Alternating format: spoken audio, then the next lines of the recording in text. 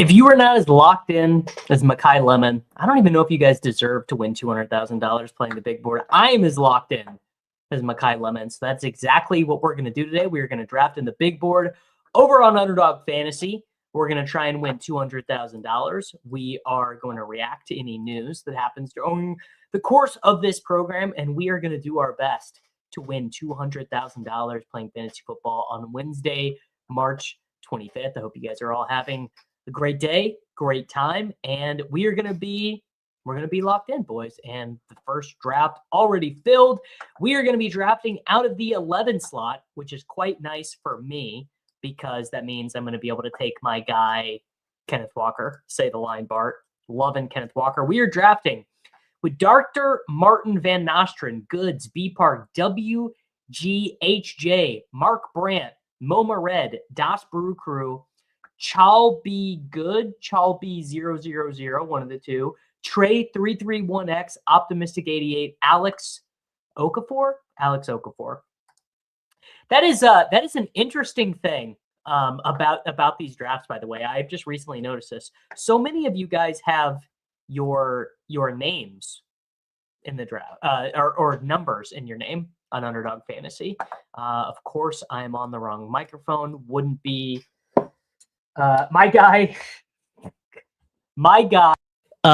Take the Underset tweeted something very funny last week. He tweeted, name a better combo than Davis Maddock and not turning on his right microphone at the beginning of a stream. Now I'm locked in. Now I'm locked in. GM. My guy Mark has Wembanyama to win the MVP at 25-1.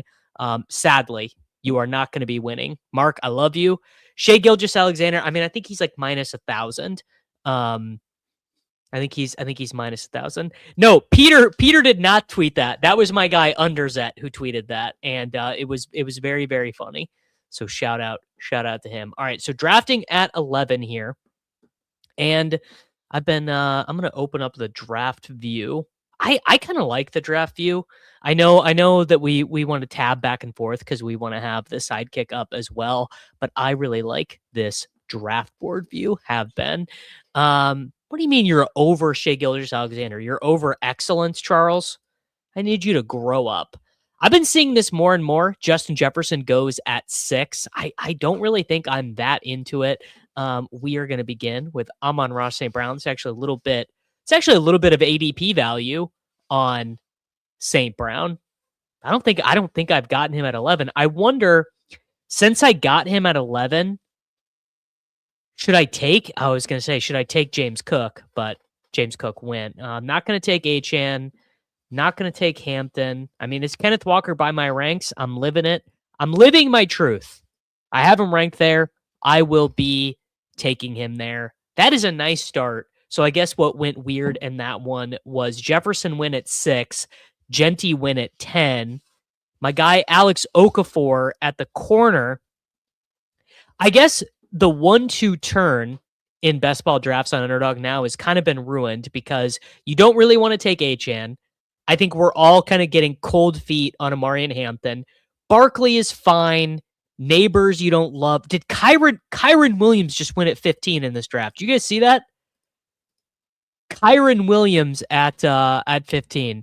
Yes, Flock making a very good point. I've been doing this far too long to mess up the mic input. Blame my son because I have to take my microphone upstairs, or I have to take my computer upstairs to work while he is napping. So really, it's all his fault. Someone told me that I can disable my onboard microphone for this, which would help. That would be nice. What is my Kenneth Walker exposure?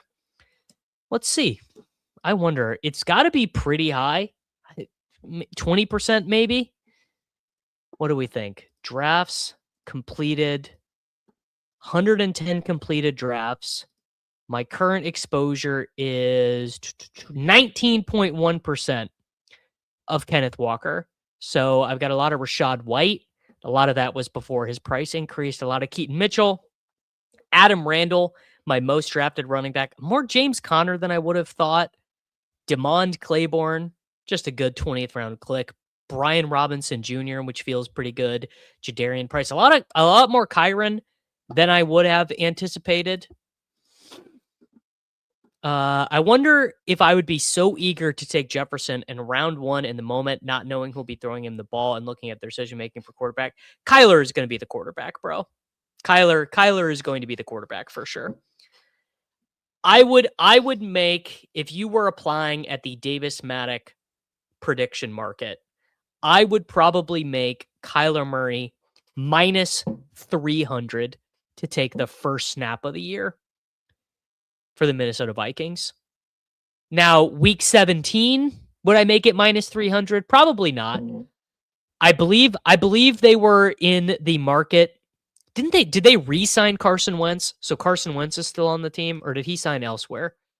Carson Wentz signed for the Minnesota Vikings. So they have on the roster, they have Murray, they have Wentz, and they have McCarthy.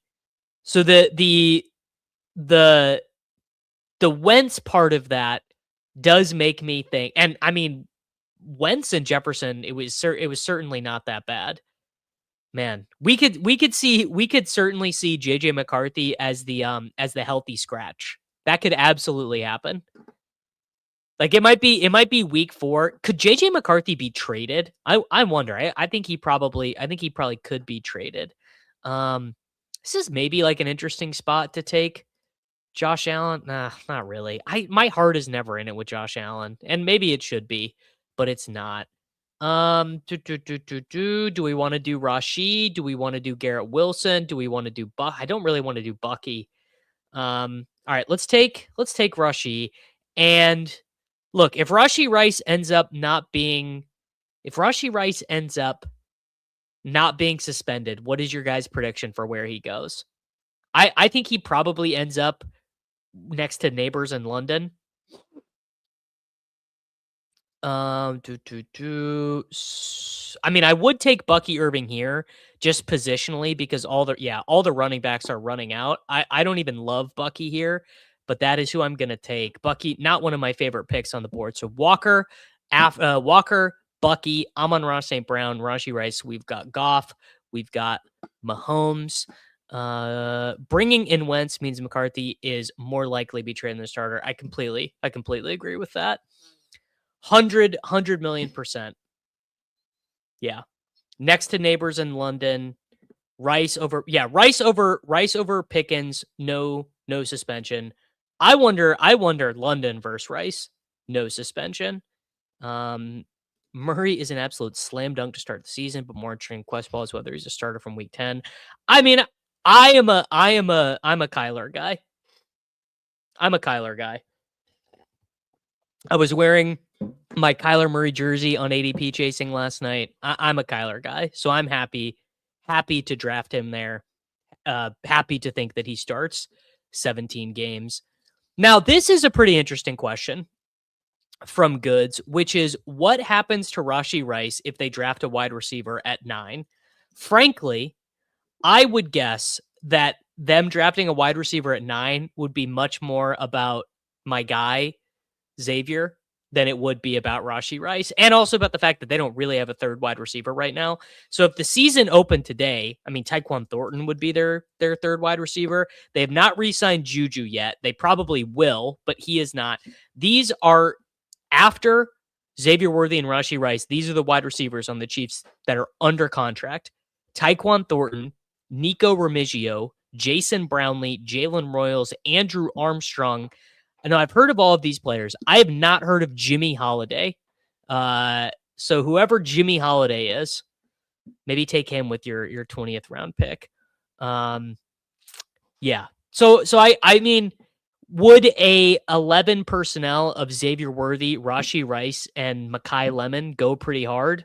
I think it probably would. Let's look at the old Mike Clay projection for the 2026 Kansas City Chiefs. So he's got Worthy as the 5th highest scoring wide receiver in fantasy in 17 games. He has Worthy as the wide receiver 45.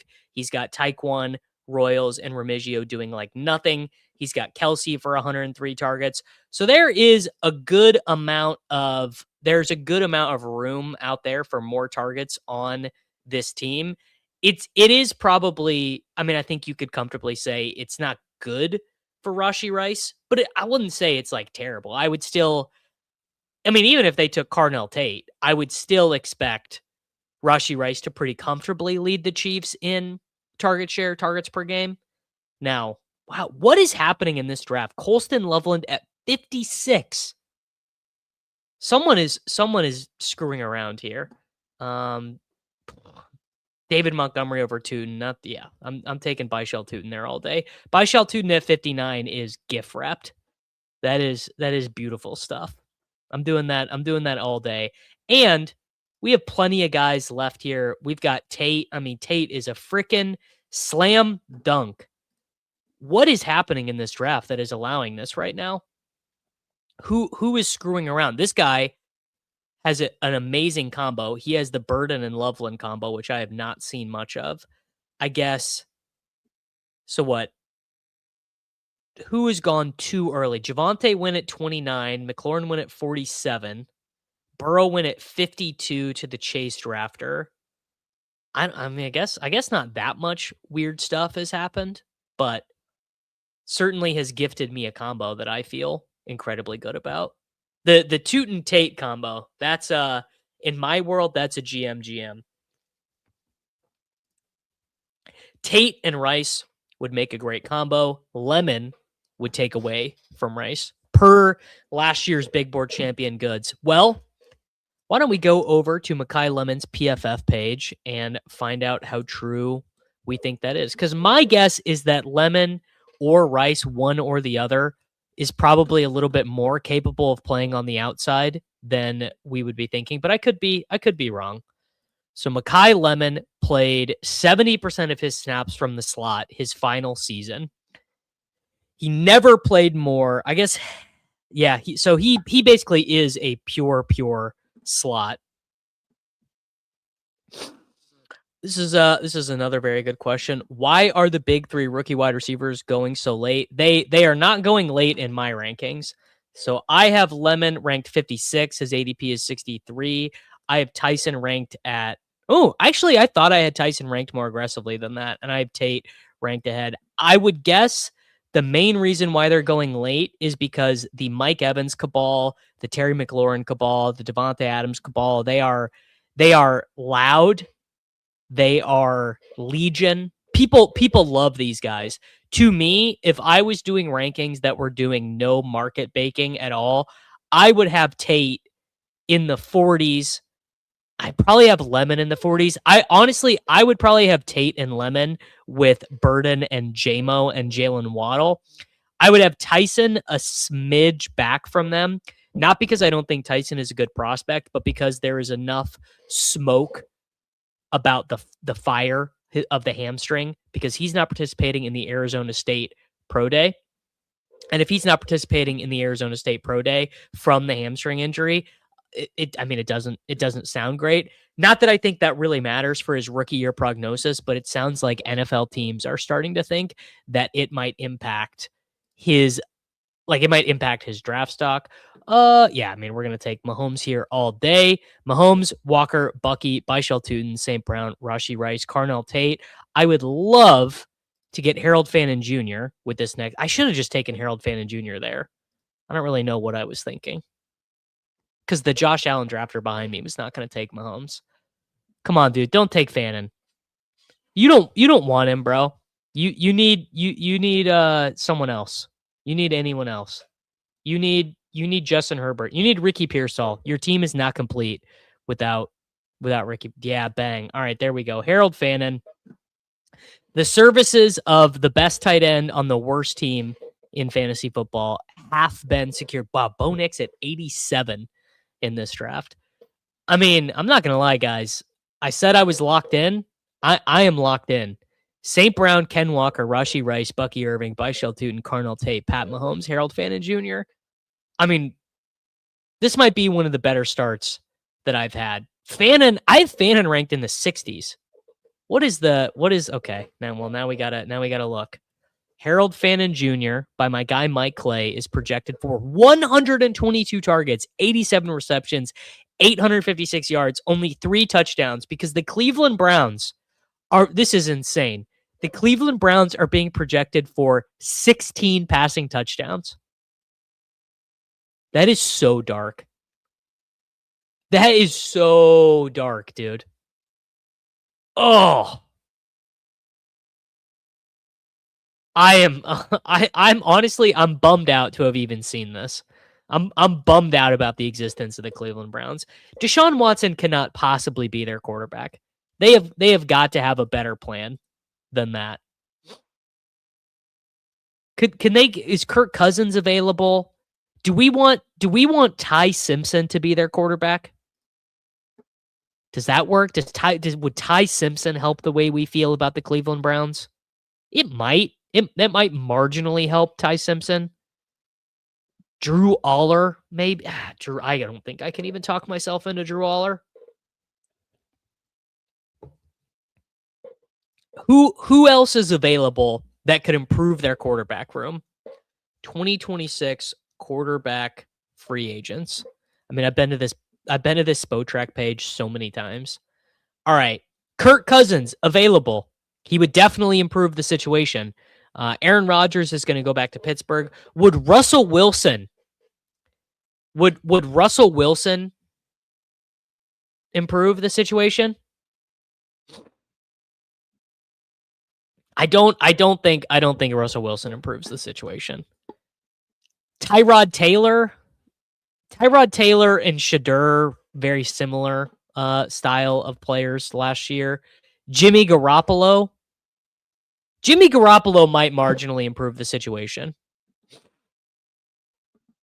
Did Jeremiah Smith miss time during the year? I don't think so, but I mean, I'd have to go back and check the game logs, but I don't believe Jeremiah Smith missed any time. He might have missed one. Okay, Jaden Reed works here.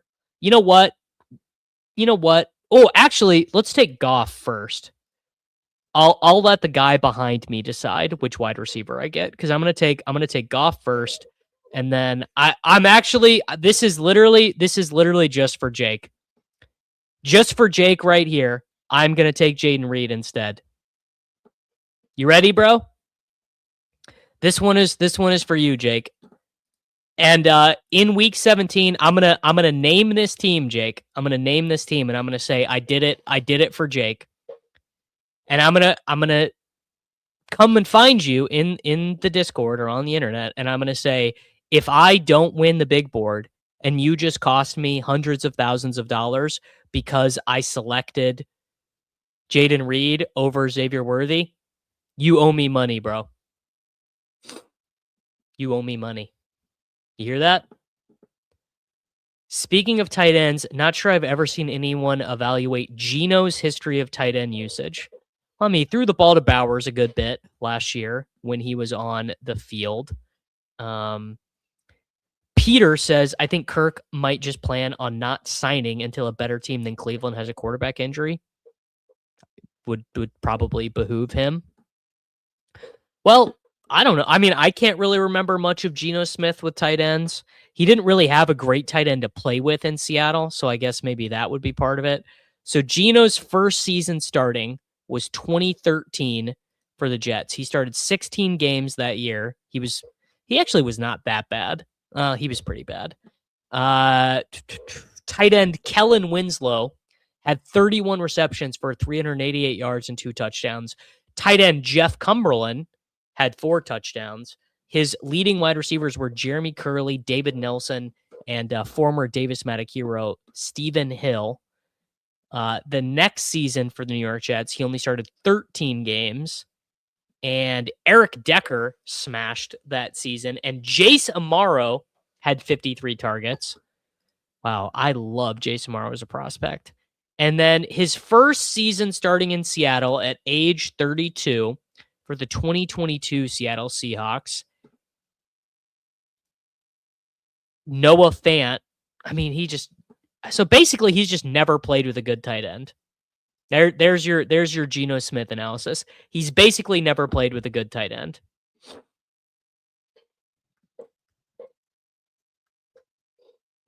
Well, I mean, he played with Bowers. Fannin versus Bowers. People are saying it more and more. All right, what are we gonna do here? Gosh,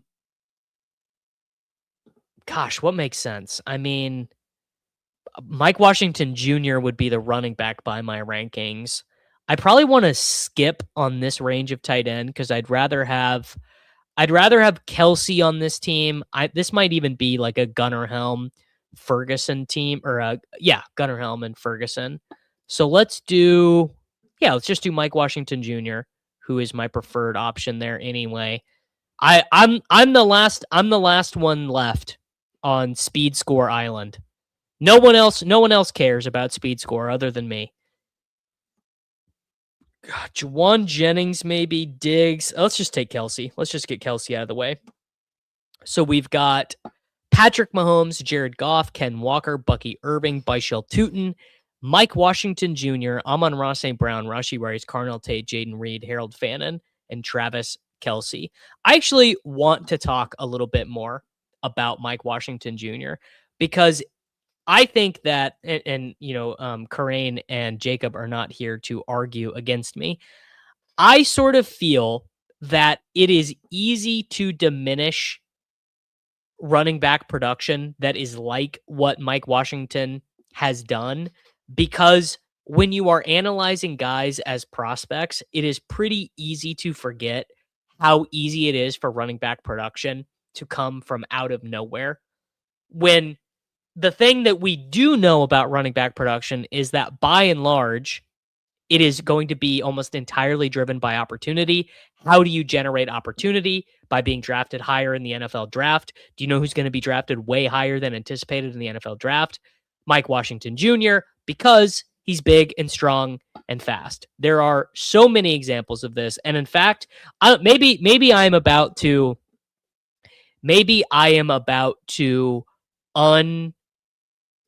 unlearn this lesson, but I'm actually just going to pull up 2025 rushing stats, and I want to see if I can prove this thesis. Goods making the correct point, which is that the nerd models are more accurate for career success. If someone drafts him high, he's going to play and score points. Yes, I mean, I would call this the Philip Lindsay theory. How about Ja'Cory Krosky-Merritt? Ja'Cory Krosky-Merritt is like basically going to be a one and done when the Commanders take Jeremiah Love. No one will ever remember his name, but he was a good pick in fantasy football his first year. So 2025 leading rushers. I mean, you've got the really high pedigree guys, Cook, Henry, Taylor, Bijan, Achane. Kyron was not a high pedigree guy, a low speed score guy. But then you have got guys like, total no ones, right? Rico Dowdle, a literal no one, a timeshare back from South Carolina. You've got Chase Brown, who was a pretty low caliber prospect, a round 5 pick. You've got Jaylen Warren, who is an undrafted free agent. Ja'Cory Krosky-Merritt, a 7th round pick. Kyle Monangai, a 7th round pick. Tyrone Tracy Jr., a day 3 pick. You've got Woody Marks, who sucks but got a bunch of points. Kamani Vidal was Kamani Vidal he was a round 5 pick as well. I don't think it's disingenuous because I don't know if the age difference matters that much. Sus comparing Mike Washington and Seth McGowan. Like, there's no way to look at Mike Washington Jr.'s production and say he's a really good prospect. Like, he's fine. The argument for Mike Washington is basically this. It's basically the Woody Marks theory, which is I don't think Mike Washington Jr. is particularly good at running the football. I mean, he might be. Marks I knew was going to be bad. Washington, I am, I'll leave that one. I'll leave that one up to the jury. But basically, his team is like almost going to have no choice but to give him the ball because of the draft capital that is going to be required. This is a team that feels like it could use Jerry Jeudy. Let's just go all in on the Cleveland offense. And what I mean by that is if you have Rashee Rice and you have Carnell Tate and you have Jaden Reed, there are going to be some weeks where Jerry Jeudy's 9.5 points is probably going to hit your lineup. Now, do we want to end it at quarterback here? Do we want to end it at quarterback or end it at tight end? let's just end it at quarterback. Let's take Mendoza. Mendoza, I think, has less bench risk. I know it's not as fun to take him without Kyler. I've mentioned Dylan Sampson as an offseason winner. Yeah, I mean, I just think he has a handcuff role for a starting running back whose leg was turning the wrong way the last time we saw him. The last time we saw Quinshon Judkins, his leg was supposed to go this way, and instead it was turned this way. And they've not signed anyone. They let Jerome Ford go. I mean, Jerome Ford played a role for them last year, so they're going to draft someone. They'll probably draft someone bad. Honestly, Peter, I think you're probably right. I think after Jonathan Brooks goes, I think there's probably an argument. After Keaton goes, I would say after Keaton Mitchell goes, I think we are in a stage where Brian Robinson Jr. probably is already the best running back pick. What team would benefit from Juwan Jennings' skill set? I mean, a lot of teams would benefit from it. It's a matter of how much money does Juwan Jennings get, and will he be comfortable being in a tertiary role? Isn't Mike Washington just larger Tootin with better draft capital? No, he's a lot worse than Tootin. Tootin had a really good multi-year production profile and much better elusive numbers, much better missed tackle force numbers.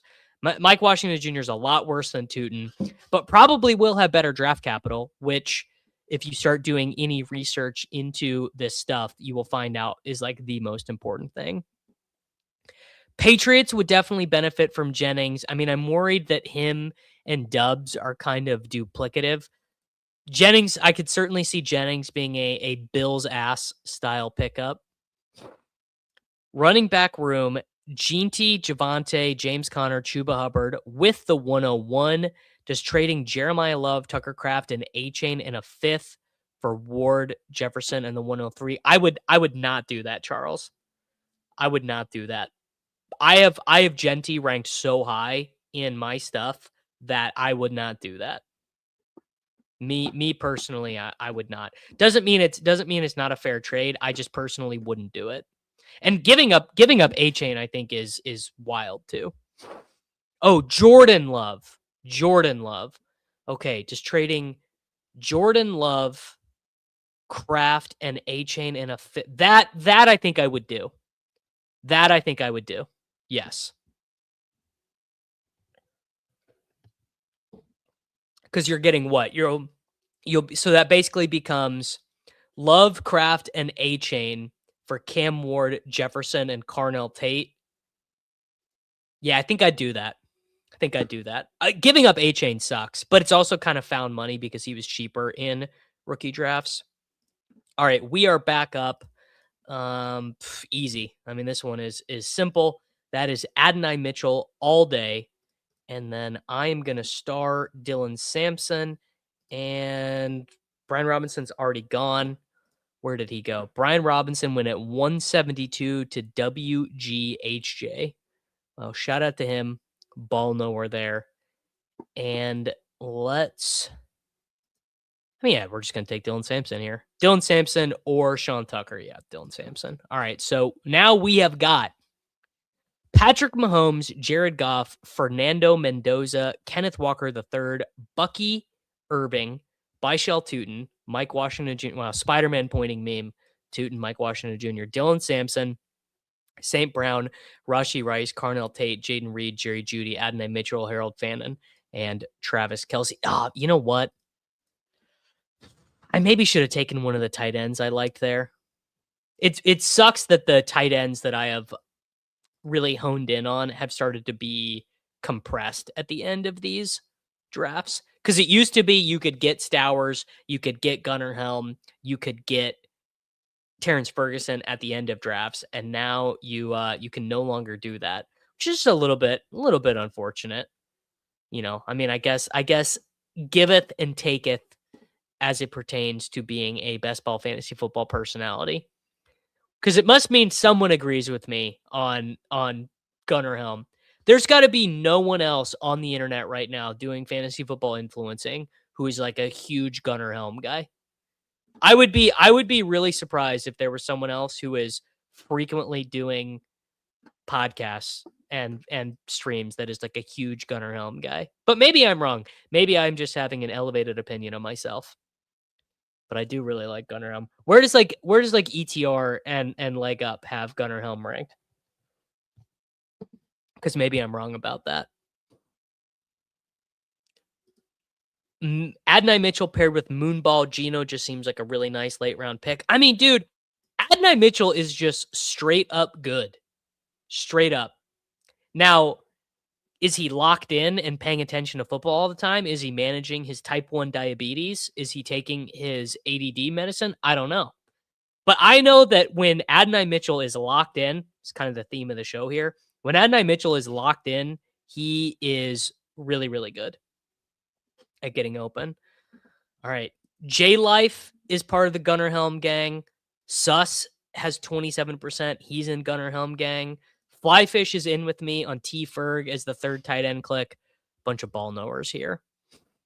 How do you feel about CMC this year? And what would you do if you had him in a Superflex Dynasty? If I was trying to win in Dynasty football this year, CMC would probably be the number one player that I would want to trade for, because I would bet that you can probably get CMC for a second or like one of these late crappy firsts.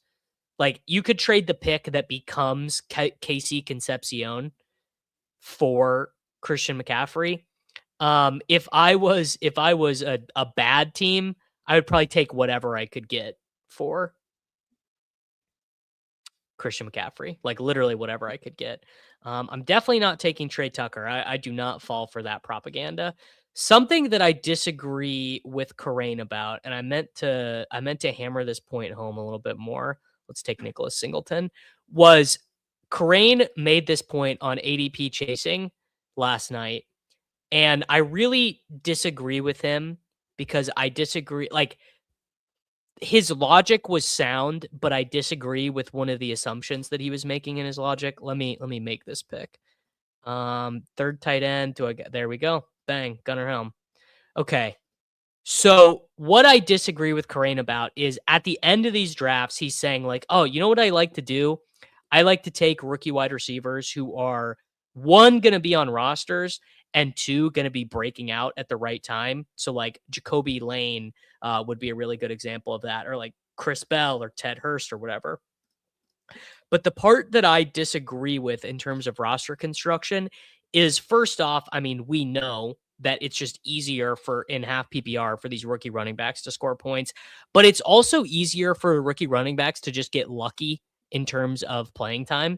Like a couple ankle turns and all of a sudden, Seth McGowan is the starting running back for the New Orleans Saints, or you get I don't know, Jamari Taylor signs for the Colts practice squad. Amir Abdullah doesn't re-sign. Jonathan Taylor turns his ankle, and DJ Giddens gets food poisoning in week 15 for a Colts team that has been eliminated. And all of a sudden, Jamari Taylor is starting for the Colts. And it's just a little bit easier for running backs to get there. So I am still, with my personal drafts and my personal portfolio, I am still taking a lot of dart throws on Jamari Taylor and Seth McGowan and Jaden Ott, as opposed to, like, I mean, I'm taking some Jacoby Lane, I'm taking some Antonio Williams or whatever, but more of a 50-50 distribution than some of the way that that Corain has been doing it. Yeah. So this was going around my Twitter timeline yesterday that Michael Trigg had a 27-inch vertical at his pro day. Yeah, the bags are totally dead on Michael Trigg. Although, Chad, it was rumored that he was sick. That's all. That's literally all I can give to you, which is that it was rumored that Michael Trigg was sick at the Baylor Pro Day. If that's true, it could be like Gunnar Helm's. Remember how Gunnar Helm had the ankle injury? That's literally all I got for you, though. If Michael Trigg actually has a 27-inch vertical, I mean, he's not an NFL player. Ironically, I traded my champion CMC for a 27 first, second, and worthy. Wow, it's funny from a huge hater. Would I trade Tootin, Parker Washington, a second, a 27 first, and a 28 second for Jefferson? Absolutely. Yes, absolutely. We're all about, buddy. We are all about turning nickels into dimes. I think you're better off taking running back shots on later round guys from last year who will be on rosters. I like the thought. The thing is that guys who were on rosters last year are way more likely to be cut than you would think. Like, I know we all love Jordan James right now. Jordan James, not able to get on the field for the 49ers last year. Jordan James, pretty likely to get cut. He really is. I know no one wants to hear it, but he definitely is. All right. We're gonna take one more running back.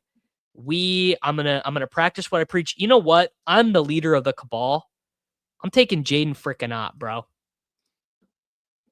You gotta put your money where your mouth is when you're the leader of a cabal. I'm the leader of the Jaden Ott cabal.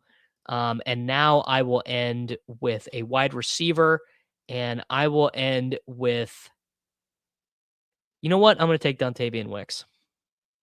My guy. Yeah, great point from Suss here. I've had enough of the Jalen Polk, Jermaine Burton, Malachi Corley. I'm assuming Mitchell is Adonai Mitchell, Devontae Walker, Roman Wilson, Luke McCaffrey, Javon Baker, Troy Franklin, is Trey Tucker, Jack Besh, Kyle Williams, Jalen Knoll. Who's Bryant? Pat Bryant, Isaac Tesla. Give me late round tight end and maybe landing a JCM. Yeah, Jordan James sharing a backfield with Bucky Irving, getting less impressive by the day, Chad. They're saying it. James could get cut, but I think he's such a smash pick right now if you need round 20. Is he? He's probably a good pick. Kamani Vidal did nothing as a rookie and mattered last year. Yeah, I mean, I'm not saying don't take second year running backs. I'm not saying that. Crane won millions of dollars with Tyquan Thornton, so of course he's that opinion. I mean, honestly, I think he's probably right in terms of, like, if you made me bet my life, who's more likely to be on a roster? Okay, who's more likely to be on a roster and playing in a position to score fantasy points? Seth McGowan or Antonio Williams? I mean, it's probably Antonio Williams, honestly. It really probably is. All right, guys, give me a grade here. How did we do? Patrick Mahomes, Jared Goff, Fernando Mendoza, Kenneth Walker III, Bucky Irving, Byshell Tootin, Mike Washington Jr., Dylan Sampson, Nicholas Singleton, Jaden Ott, no E, Amon-Ra St. Brown with Goff, Rashi with Mahomes, Carnell Tate, Jaden Reed, Jerry Jeudy, Adonai Mitchell, Dontavian Wicks, Harold Fannin, Travis Kelce, Gunnar Helm. Honestly, this is a good team. That's an A. That's an A. This is just straight up a good team. It's got tight end covered. It's got really good projected quarterback points. We've got our 2 anchor running backs. We've got our 2 anchor wide receivers. I'm fading a Rashi Rice suspension pretty hard on this team, though. Core of my thought is just 25 draft running backs have artificially bad draft capital because the class was so deep. Yes, Peter. You know what? Actually, I'm Peter. I'm giving you a thumbs up. That's actually a good point. Like in a normal class, Byshell Tootin would have been a 3rd round pick. You know, Cam Scatterbo probably would have been a 3rd round pick. One of like Marks or Blue or those guys would have been a 3rd round pick. You're probably right. Ollie Gordon. Yes, Ollie Gordon, the MF and Doak Walker Award winner. Okay, let's go hop into another one.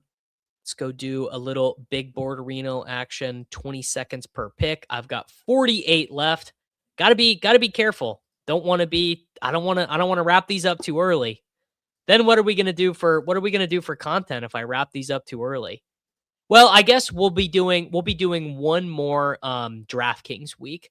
So April 20th, 21st, 22nd, 23rd, we'll be back on DraftKings. We are drafting Out of the 5 slot, 39 minutes and 53 seconds. Draft number 2 begins. Davis Maddock drafting out of the 5 hole with my guy Justin Long, Slipper 14, Fredo 1973, DJ Cress 8, Halliburg, Just Win Baby 85, Lil TJB, Derby Rhino, Dynasty Dan FF, NJR Boss, and PJ America. Well, GM, everyone. And let's pull up the draft board view. I know some of you guys don't like it, but I think the draft board view is a little bit. I just think it looks a little bit cleaner. Who is the most likely Kamani Vidal from the 2025 class? Isn't it Jaden Blue? It's gotta be Jaden Blue or Brashard Smith. It almost has to be. Who else could it be? Do you guys want me to do a 0 running back build? 3, the 5 hole is a good spot for it. Okay. We'll do either a 0 or a hero running back build on this team. Haven't drafted in a month drafting baseball, so feel free to mock me. Did you get the Dinger Max, bro? Oh, I meant to say this to everyone. Wow. JSN win at 3 in this one. If you guys have T-Mobile, you can go to your T-Mobile app and you can get MLB TV for free today. I just signed up. I got my year free of Major League Baseball television. And so I will be able to watch. It's sick because I can watch Royals games here and I can also listen to them on the radio. You guys want to know what a truly great feeling is? And this maybe will just show how old I am. Unbelievably good feeling. Baseball on the radio in a long drive, or baseball on the radio hit at the driving range, baseball on the radio mowing the lawn. Just like basically like being out in the sun listening to Major League Baseball on the radio. Oh, I mean, it doesn't really get much better than that in life, bro.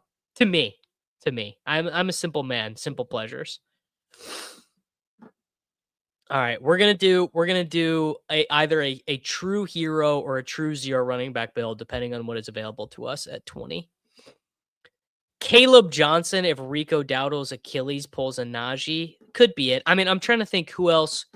So potential, let's go look at the 2025 NFL draft class RBs. So let me pull up the Pro Football Reference. Can I do Pro Football Reference just by running back? I can't.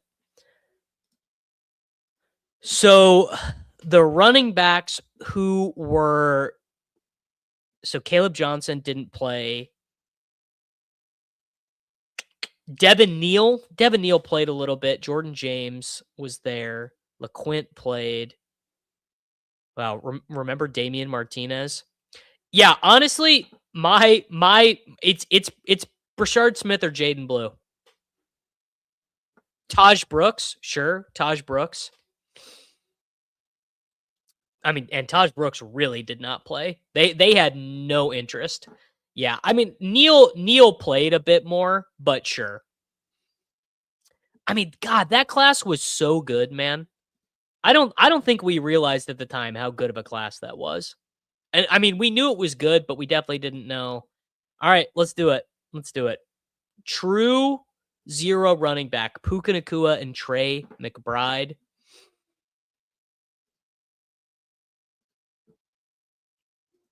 Legit nothing better than listening to Tom Hamilton call a game. See, I'm even older than you, Chief, because I love when I think of like peak baseball announcing, of course I think Vin Scully. Yeah, Ollie Gordon and Jalen Wright honestly can kind of both be in that part of the conversation.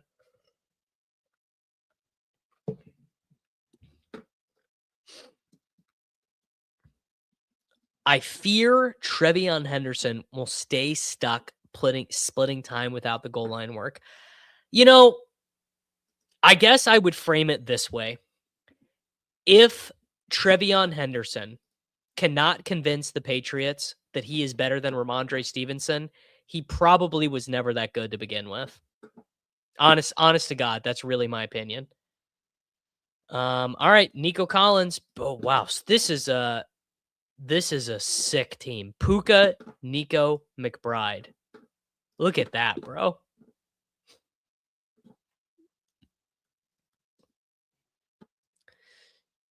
Jam, my guy Jay Long in the one hole. Yeah, this is a really good start. I guess if you're gonna do a hero and or zero running back team, the easiest way to make it a team that feels good and that doesn't project to be dust is to get huge ADP values. Like even if Michael would not have said, oh, you should try and do a zero running back team, I still probably would have made all the same picks. I still would have taken Puka at 5 because it was a big gift. I still would have taken Trey McBride because that's an ADP gift. And I would have like smashed the button on Nico Collins because that is a gift as well. I mean, Josh Allen going ahead of Nico seems crazy to me. I'll buy Treveyon if we get a Schefter report that he was legally blind and had corrective surgery. He was not that bad, bro. You're hating. You're hating. He wasn't very good at pass protection. His interior running was not particularly great. But I'm not going to buy the narrative that Treveyon Henderson like stunk last year. He underperformed relative to what we expected of him, but he was kind of fine. You know, I mean, I wouldn't say like did he have the greatest rookie year of all time, but he kind of had this sort of rookie year where it's like eye of the beholder type stuff, where whatever you wanted to see from him, you probably got.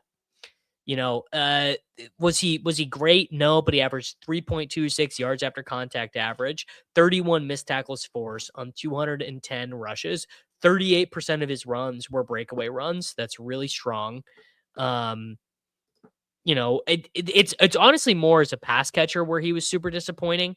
I mean, he 0.92 yards per route run. I bet my bottom dollar Stevenson was better than that in terms of yards per route run. Stevenson yards per route run. Yeah, 1.37 on more targets, more receptions for Stevenson last year. That's where the bummer came in. Honest to God thoughts on Tank Dell this season. I mean, I like the price right now. Oh, damn. All right. Well, I was hoping to get Burden for the true dream start here, but yeah. We will always have that preseason kickoff return. And I would say philosophically, this is probably where I am aligned. You cannot fake 60-yard touchdowns. So Peter and I agree there. Vrabel seems like the type of coach that has a minimum weight for his goal line running back, and Henderson doesn't have it. So we just need to get this guy eating. Is that all?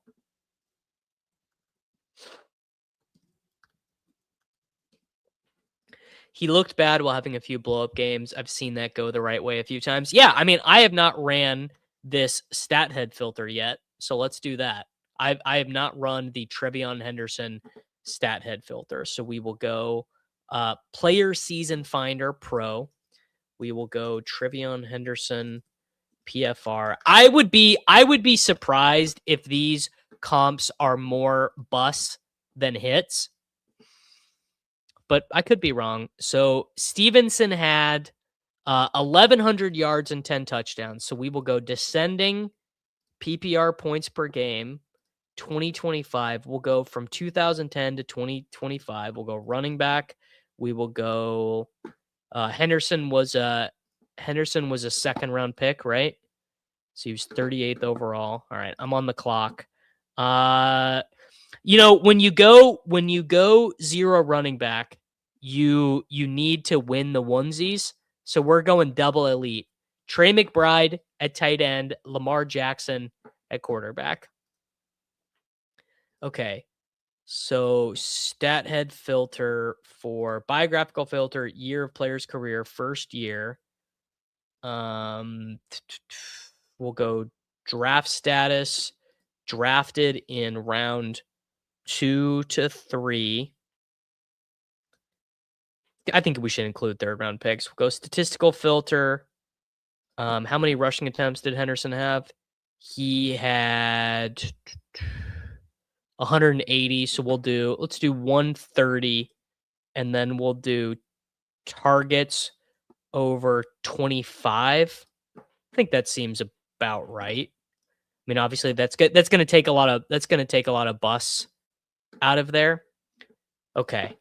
So here are the most comparable players to Treveyon Henderson of the most recent vintage. So some huge busts in here: Matt Jones and Amir Abdullah. Some huge hits with Mixon, Montgomery, DeMarco Murray, Trey Mason. Trey Mason was more of a bust. Javonte, interesting. Wow, Treveyon Henderson and Judkins averaged the exact same amount of fantasy points per game, 12.13, and Harvey only 0.2 more. So some more busts would be like Yeldon and Singletary. LaShore did his Achilles, but then you've got Walker, Miles Sanders, Giovanni Bernard. I mean, it's a pretty good comp list to be in, I would say, at the end of the day. DeMarco Murray, DeMarco Murray doesn't. I mean, Murray was a little bit bigger and maybe a little bit more of like a workhorse. Yes, I only passed on Bishal Tootin for a very specific reason here, which is that I'm trying to execute a very specific build. You know, we're living our truth here. Remember when Stevenson first went down and Vrabel started looking at Terrell Jennings? Yeah, remember Terrell Jennings is our 4-minute back. I remember that. All right, here we go. We're going to take our first running back. We're going to take RJ Harvey, which does kind of fit the build, which does sort of fit what we are attempting to do here, which is where we are looking to exploit we're just trying to court variance now with our running back picks.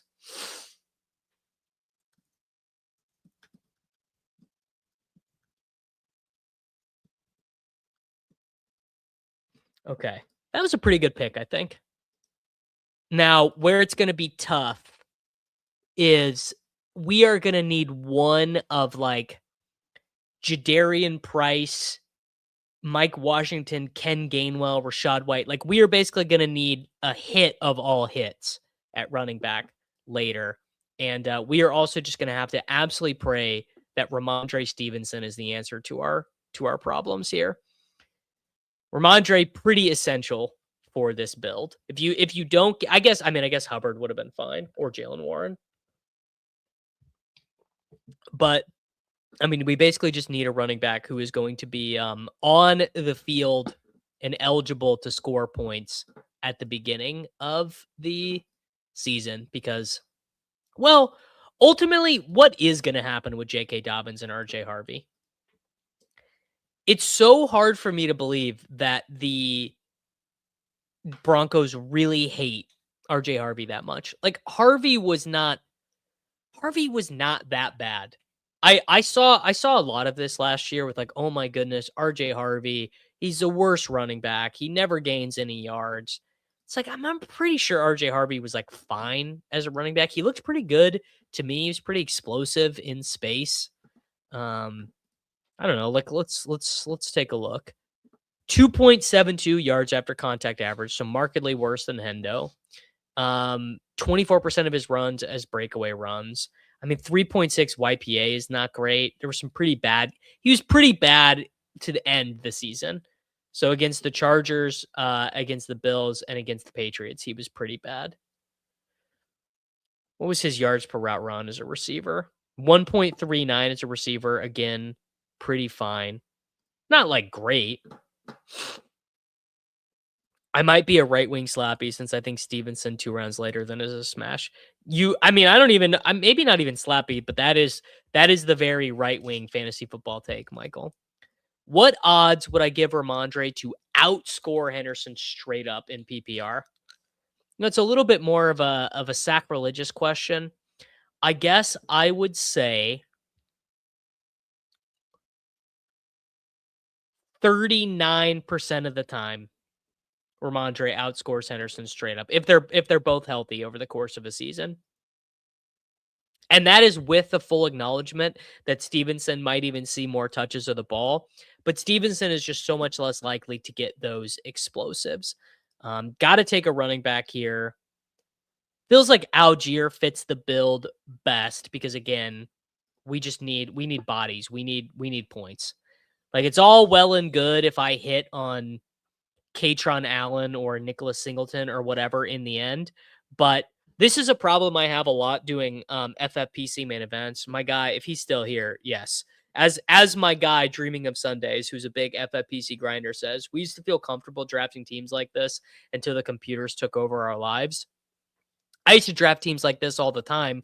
I would draft teams like this that didn't have Ramondre Stevenson or Tyler Algier. We would just wait and wait and wait for running backs. Anthony McFarland would be our running back too. And ultimately the issue with those style of drafts became over time that by the time your running back twos were hitting, you would just be out of contention. You'd be lapping your league at wide receiver points and at tight end points, but you'd be getting 2 points a week from Phillip Lindsay as your running back too. And you'd be cooked. Quorum? Quorum or Pollard? Quorum or Pollard? Let's go Quorum. I guess he's got a little bit higher of upside.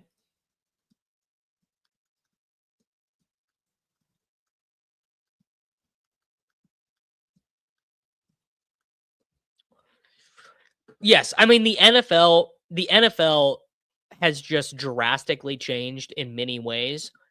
The way that the NFL is different now is that yards per play for rushing is way up. Yards per game is down while points are slightly up. It is we are at I remember this. We are at 10-year lows in terms of EPA per play as a pass, and we are at 15-year highs in EPA per play via the rush. It is the game, the actual NFL game is changed, because fantasy football and it's just very funny to say this, but fantasy football is not a football game. Fantasy football is a math-based game using football as its scoring, not a football-based game using math as its scoring. And part of the subtext of that is when the math is different from the game being played different, your scoring system has to adjust for it as well.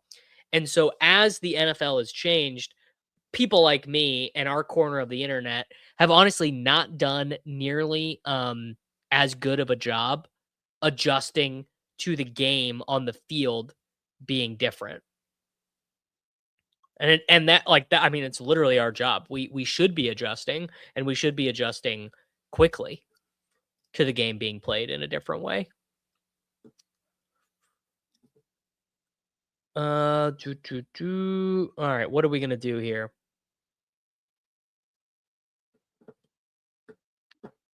What are we gonna do? I guess we could go back to wide receiver here.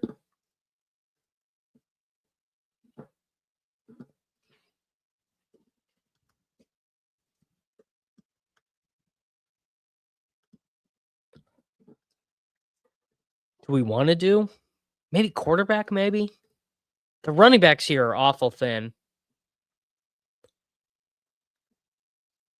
Downs, Golden, Concepcion. I'm going Golden. I'm living my truth today.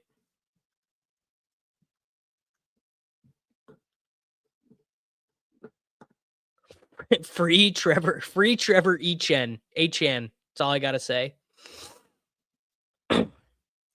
Is there a threshold for too many big board teams?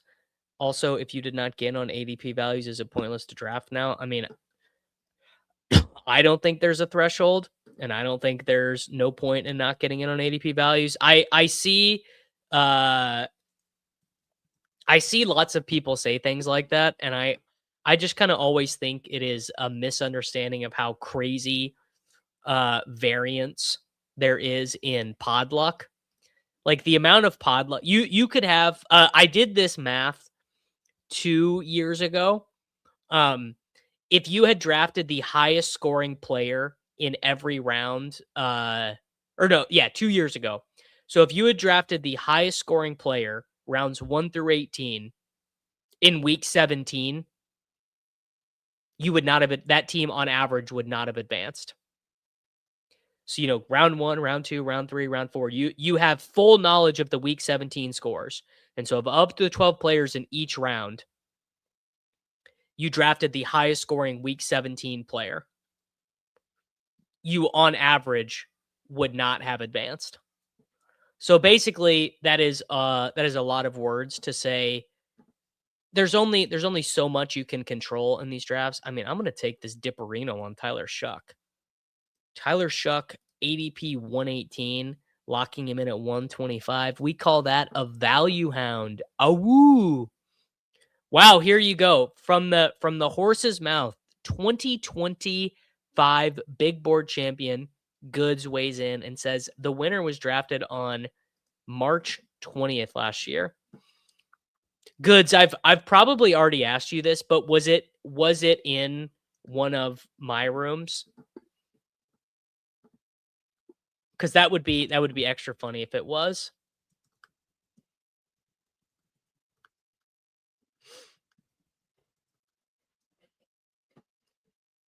All right, how is this team looking here? Lamar Jackson, Tyler Shuck, RJ Harvey, Ramondre Stevenson, Tyler Algier, Blake Corum, Puka Nacua, Nico Collins, Jameson Williams, Matthew Golden, Trey McBride. Wow, this Devon Vele, this round 19 Devin Neal, round 20 Devon Vele stack is going to hit. Yeah, I mean, basically, I don't want to be a full nihilist, but yeah, pod luck, it doesn't determine everything because you need to draft a handful of teams to advance. But in terms of controlling how can I win this tournament? How can I advance from week 16 to 17? How can I advance from week 16 to 17? It's tough. It's tough. It's just like, honestly, like everything in life. It's just you kind of have to leave it up to the universe. All right, people are saying that Adam Schefter did a Mahomes tweet. Do I need to lock in on this? All right, I don't see the Schefter tweet, but I do have big news for you guys here. I have convincing evidence that my guy Patrick Mahomes will in fact be back throwing and playing football relatively soon. Look at my guy. Look at my guy. Look at him go. They were trying to tell me this guy wouldn't be back by week 1, bro. Rashad White. Actually, you know what? I'm going full degen here. I'm taking Mike Washington Jr. If you're gonna draft a 0 running back team, have some balls.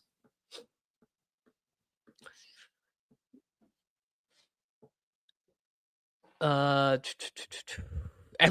I mean, frankly, Ben, the more time you spend around gambling or financial speculating activity, this is what you learn. Everyone just always cries about their bad beats and ignores running good. Frankly, I try and spend as much time as possible in my life not complaining about running bad. I basically never ever in my life want to complain about bad luck. I am so beyond blessed in my life and the life I get to live to ever spend any time complaining about like not getting good fantasy football results would just be so useless and not a good use of time. I'm gonna take Brandon Ayuk here. I never take Brandon Ayuk again. I'm just courting the variance right now. What would your 0 RB position structure been after 10 rounds 2 years ago? Yes, like literally like 2 running backs after 10 rounds for sure. Wow, where is Nick P? Nick is probably not here right now, but my guy Beebs in the Trap has a bold slappy prediction. Efton Chisholm will outscore Romeo Dubs. You heard it here. You heard it here first. I bet there is a category of guy who is a New England Patriots fan, who just freaking loves Efton Chisholm. I know you know the guy. I know you guys know that guy who loves Efton Chisholm. Dude, not only did Sam Sherman win, but freaking Pat Kerrane won. Do you guys understand how crazy that is for I mean, probably like mostly for me and Peter to have done all these shows with Kerrane and with Sam and to just be like, these dudes each won more than $1 million, won $2 million playing fantasy football. Like if I had a nickel for everyone I've done 100 hours of podcasting with who's won $2 million, I'd have 2 nickels, which isn't that many nickels, but it's pretty weird it happened twice. It's pretty insane.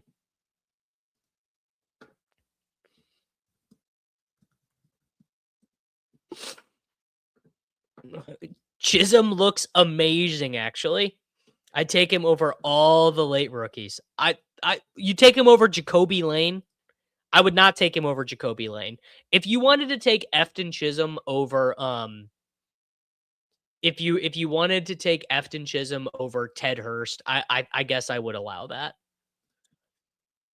I'm not taking Woody Marks. I'm definitely taking Juwan Johnson. So lock in this. Oh, I just realized I'm an idiot, dude. I missed Mark Andrews. Where did Andrews go? Okay, I should not have taken Brandon Ayuk. I should have taken Brandon Ayuk. Or I should not have taken Brandon Ayuk. I should have taken Mark Andrews. Jeremy over Jacoby Lane? Sure. I mean, sub out your favorite. Jacoby Lane is my favorite. It's true, Zach. You do keep giving. Everyone just keeps trying to sub him out. They're sleeping. Okay, where are we at with this team? Lamar Jackson, Tyler Shuck, RJ Harvey, Ramondre Stevenson, Tyler Algier, Blake Corum, Mike Washington Jr., Puka Nacua, Nico Collins, Jameson Williams, Matthew Golden, Brandon Ayuk, Trey McBride, Juwan Johnson. Oh, I have a take that reading that list just reminded me of. Jameson Williams had 1 reception as a rookie. And then I think he only had 40 catches as a second-year player. What if Matthew Golden is just the Green Bay Packers version of J-Mo?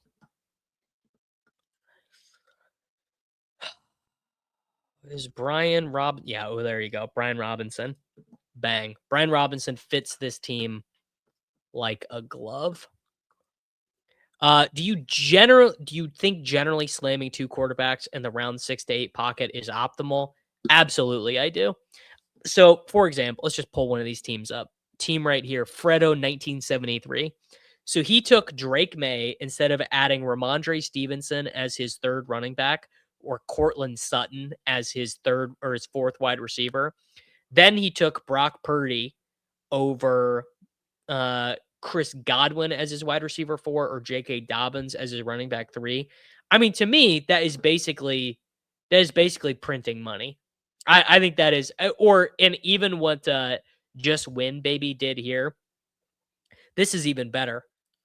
Because what you don't want is a ton of teams where like Sam Darnold is really important to what you're doing, or Daniel Jones is really important to what you're doing. I mean, I think everyone involved in this situation, Mark, is on the record that Brandon Ayuk is going to be a commander. It's just a matter of compensation, both in terms of what the Commanders are willing to pay Brandon Ayuk and in terms of what the 49ers are hoping to get in the trade, because this is based on Grant Cohn's reporting. So Grant Cohn's reporting on Brandon Ayuk is that basically the 49ers have realized they actually have an asset here. And because Brandon Ayuk has signed away his guarantees, they can cut Brandon Ayuk whenever they want. They can cut Brandon Ayuk on September 1st if they want. They can keep him. He can't negotiate with another team because he's under contract, but he does not count against the cap at all for them until later on. So basically, Brandon Ayuk is being kind of in a way held hostage by the Commanders, in a much more serious way, being held hostage by his own decision making. But no one forced Brandon Ayuk to do this stuff. But yeah, in my mind, I think Brandon Ayuk is almost certainly going to be a Commander. I could be wrong, but that is the way the wind is blowing, I feel. Certainly will not be taking Malik Washington. No, thank you. Zachariah Branch feels good here. No rookie wide receivers yet. Perfect.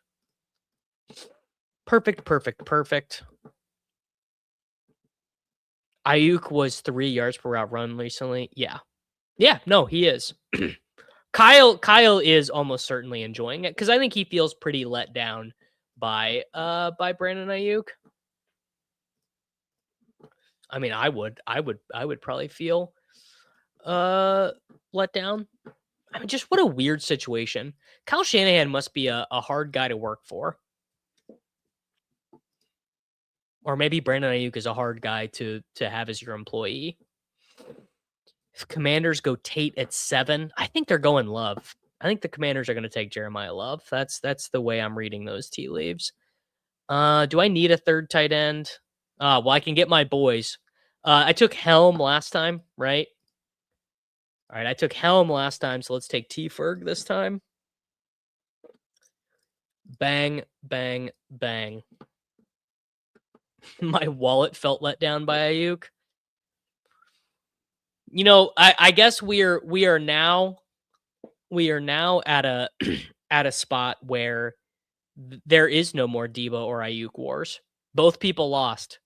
Debo didn't play particularly well for the Commanders and is now unsigned on March 25th. Brandon Ayuk didn't play at all last year and is like MIA. Shanahan is someone who thinks about football even while he sleeps. I think players not on his level of dedication are shunned. Yeah, I mean, I would say I am one of the forefront of Shanahan enjoyers, or maybe respecters. I think Shanahan is quite bad at a lot of the in-game management stuff, but I don't know if anyone is freaking better than Shanahan at play calling. Or play design. I really don't know if anyone's better than Shanahan ever in the history of the game.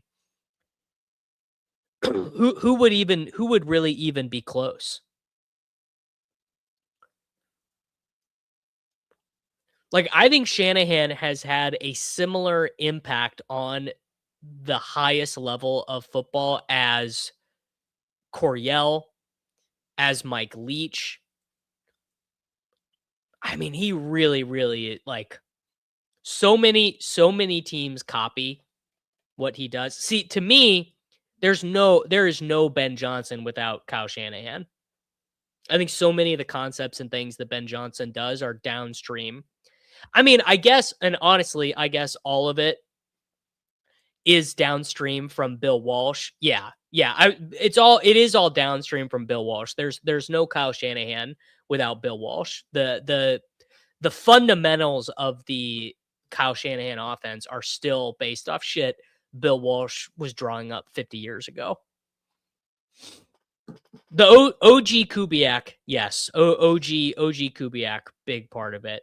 I mean, obviously, Mike Shanahan, Kyle's dad, was quite good. Although Kyle's dad was never the level that Kyle was in terms of just like sheer brilliance of play design, in my opinion.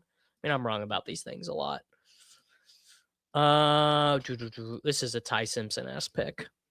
I'm going to end up with a bunch of Ty Simpson bags. If Dan Orlovsky keeps going on national television and saying that Ty Simpson is going to be a first-round pick, I'm going to believe him.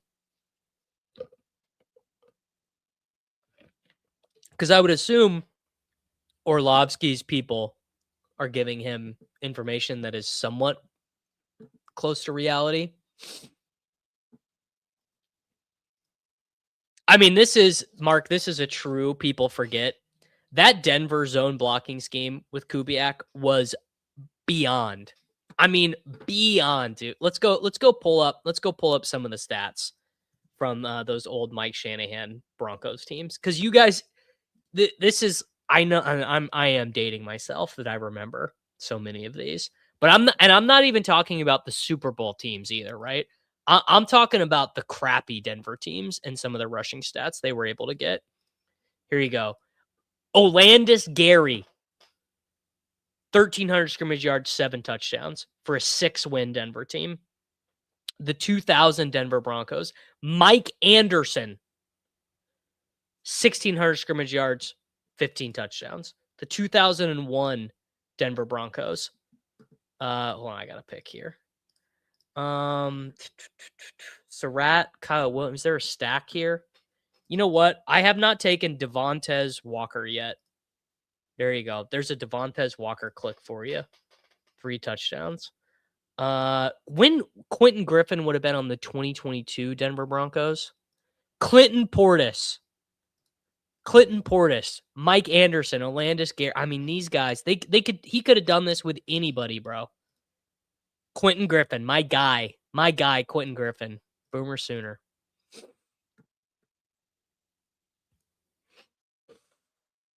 There you go. McShay has been pumping Ty Simpson up. Yeah, Shanny Sr. could turn anyone into a 1,000-yard rusher.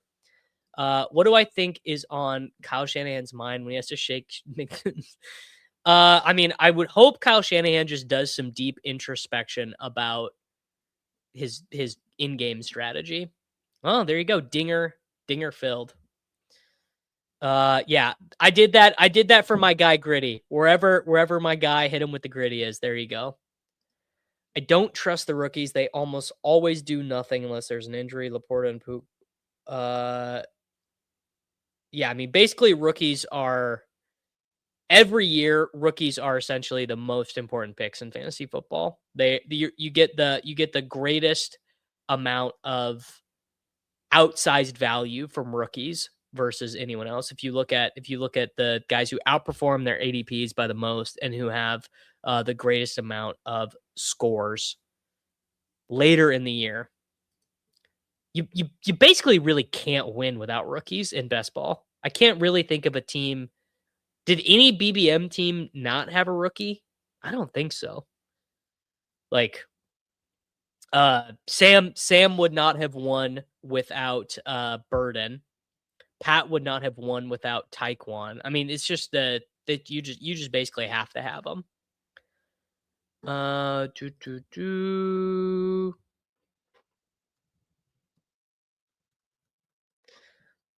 right. I think we got to tap in another running back. I just need more bodies here. Oh, this is actually a team for DeMercado because I need guys who are active and playing.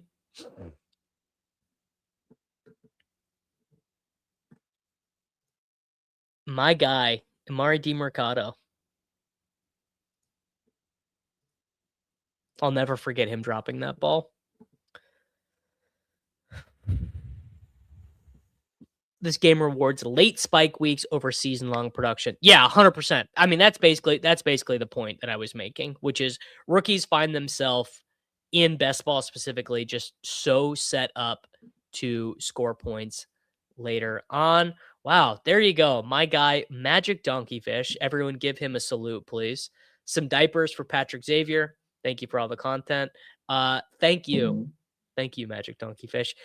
Honestly, picking DeMercado, I think, is just a very funny bit.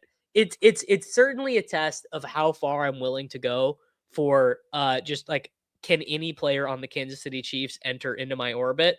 But isn't DeMercado, Amari DeMercado is Spanish for Darrell Williams. You guys remember Darrell Williams? Darrell Williams was the man. I mean, he wasn't really, but he kind of was. Has Lenars come out with any new little clips recently? Yeah, he's mostly been doing them over on the Ship Chasing channel, but we will probably be adding some in here on this channel relatively soon, I would hope. All right. Did we successfully execute a 0 running back team.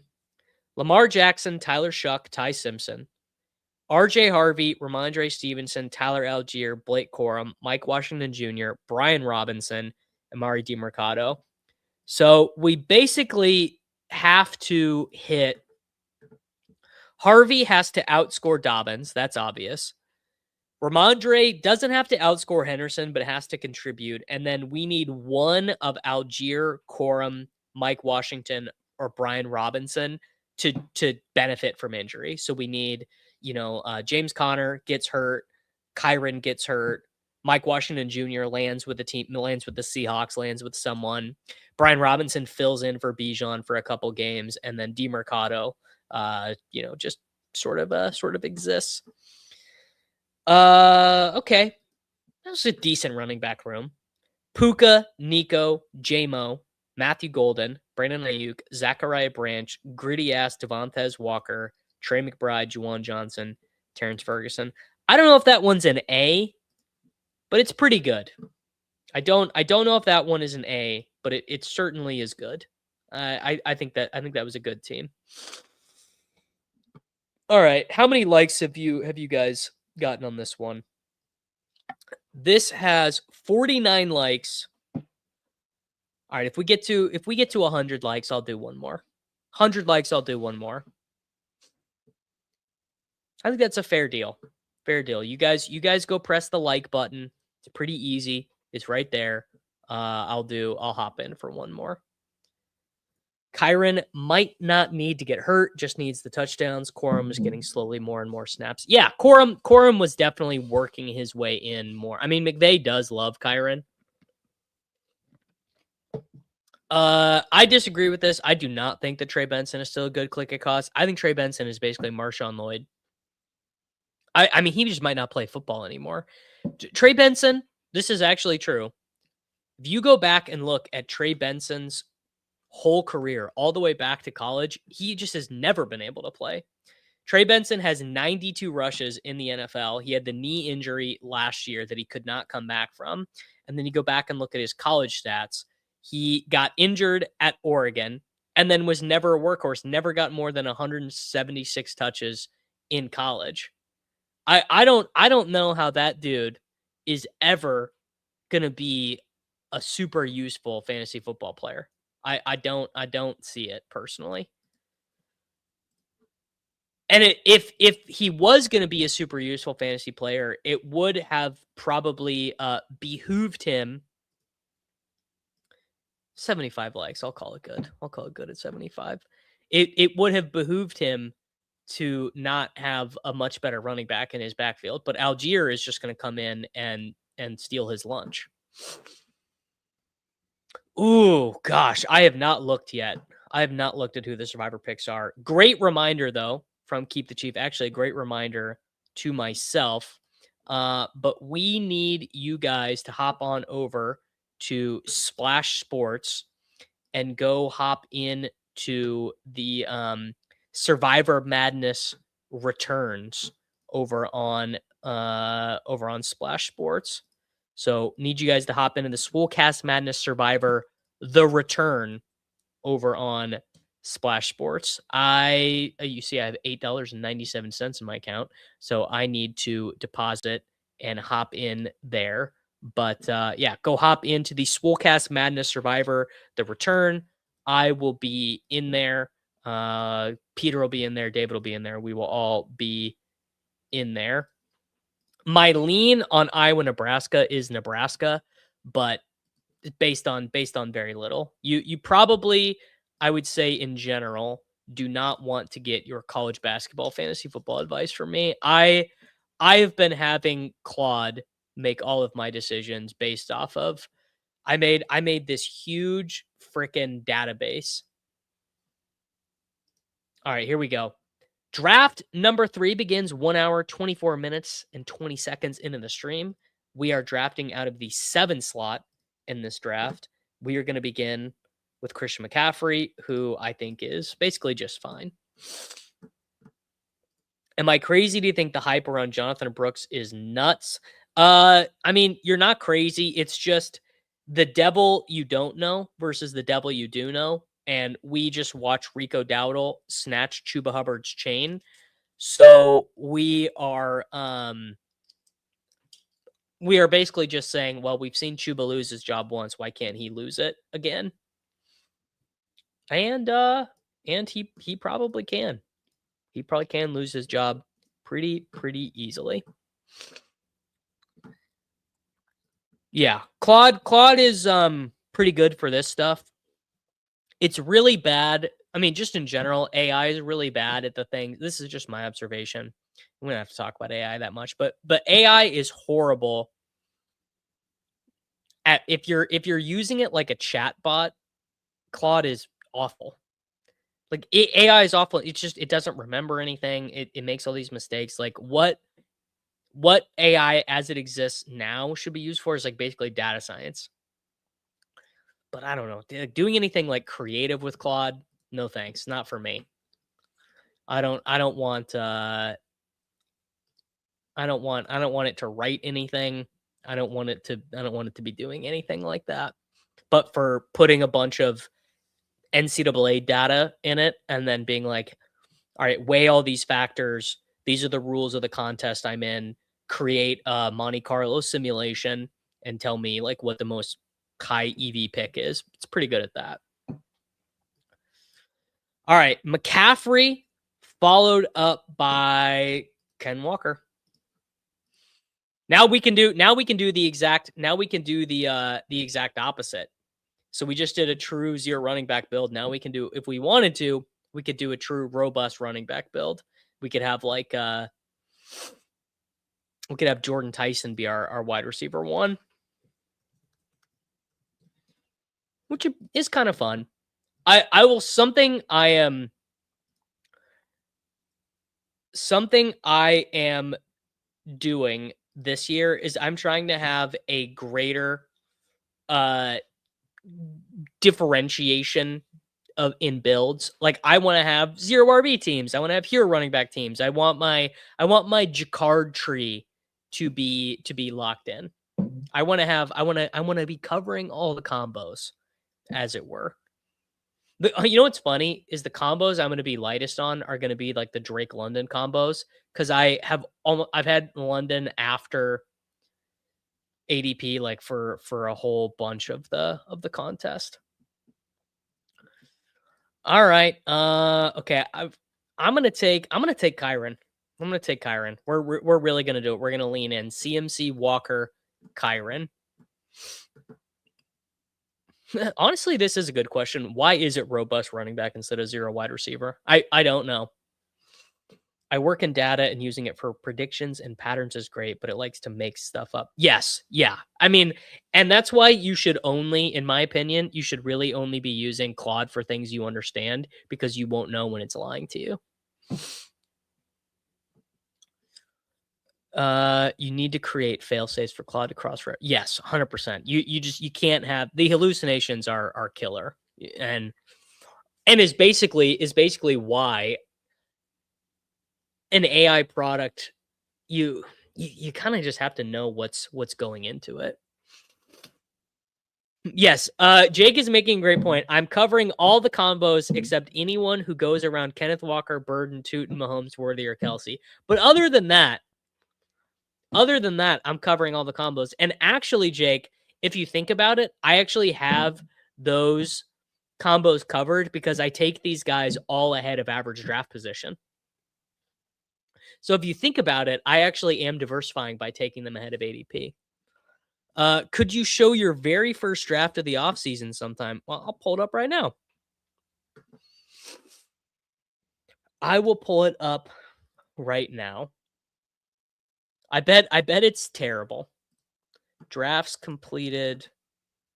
Big board. All right, all the way down at the beginning. This was, I guess what? This was streamed during the conference championship. It's an Arizona double stack. I'll pull it up after I make my next pick. Will Jalen Royals be used at all this year? He will probably be used some, Danny. I would imagine he will probably be like the rotational, like, remember how Justin Watson signed and then kind of just like played for them. I would think it will be a little bit something like that. Ooh, great heads up. Fanatics put some of the jerseys back on super clearance if anyone missed out. I'm wearing one of my Fanatics. I paid $4 for this US women's national team jersey. So, shout out to me for paying $4 for that.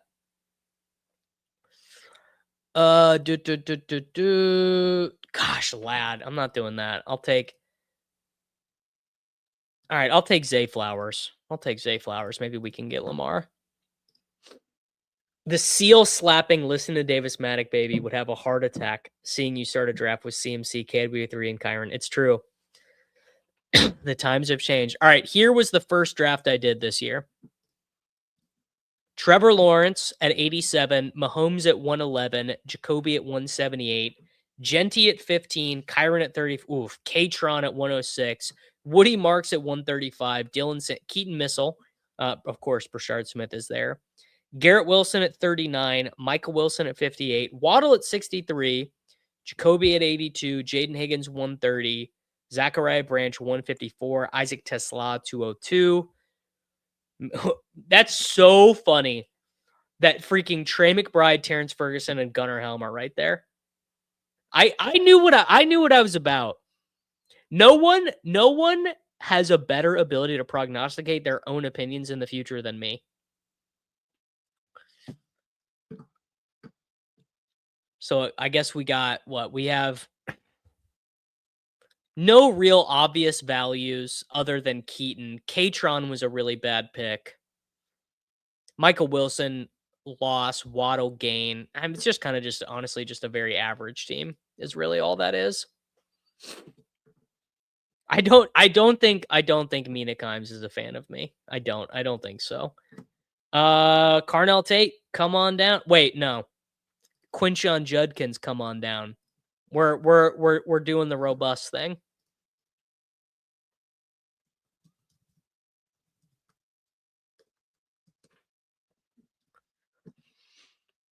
All right. Well, I mean, in terms of I would have taken Lamar if he was there. If you're gonna go robust running back, I've seen worse starts to a draft.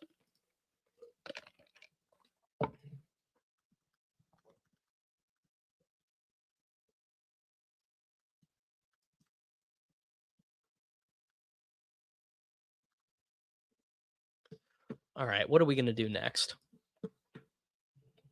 It would have been Tate would have been nice on this team. I've ran out of running backs that I want to take. I guess I would take David Montgomery if he was there, but I'm not going to take Harvey on this team. I'm not going to take Warren. I'm not going to take Stevenson. I'm not going to take Hubbard probably. So I guess I'm hoping for, well, I was going to say I'm hoping for Lemon or Tyson, but looking like that's not happening. I will say the 3 running back start teams do feel cozier. You just look at your team and you're like, that team's pretty good. Where it'll go off the rails is, I'll probably end up taking 9 wide receivers on this team, and that'll make it feel like it's off the rails. I also really would have liked Tootin over Judkins on this team. I don't love Judkins. Drafting any Cleveland Brown other than Fannin just doesn't really feel that good, because Deshaun Watson is probably going to be the starting quarterback for them. I guess we could do Brian Thomas Jr. here. I don't think I want to take a quarterback here. I think when you literally have 1 wide receiver, I think you let someone else do Jaden Daniels. A little BTJ action. I can take Lawrence with him later. Yeah. This might be a team where you would take Malik Washington, actually, where you're like, man, I need a frick. All right, well, Jordan Tyson it is. I was gonna take Brian Thomas Jr. He went. Judy. I feel all right clicking Judy. I take some of Judy over on drafters, actually, where it's just like, okay, well, he is a guy who exists, and he's going to be on the field. I mean, at some point, like you can't really replace the this guy exists in fantasy football. So, I mean, that's all Jerry Jeudy has to offer. David Montgomery is actually going to rise so much by the time we get to the end of BBM. You think? What do you think the peak of David Montgomery is going to be? Can David Montgomery get to the 4th round? I don't think I can take that. Like I can't take David Montgomery. He's going in an appropriate spot right now. I cannot take him over Henderson. I can't take him over Tootin.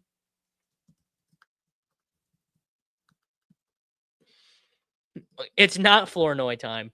Yesterday was the only Flournoy time that we're gonna get. That was it. That was that you got one Flournoy from me, and that's all I can do. I can offer you one Flournoy per offseason period. If you were drafting on drafters, would you concur that Hunter is a giga smash there? He goes at like 165, and I feel like his profile is fine for the cumulative format. I mean, I'm in so many slows on drafters, so I couldn't say with any certainty how many I have, but I have on drafters, I have Travis Hunter ranked in the 140s. So I have to have like a huge size bag of him. All right. Do I take Michael Wilson or do I take the last of a tier at running back and then stop at 5? Do I take Michael Wilson? You know what? I'm going to take Jalen Warren, and I think that's it. I think I'm doing 5 running backs. Peak Monty is 4-5 turn. I think eventually Demo gets next to Tootin. I mean, those just feel like really rich prices to me. I'm not even.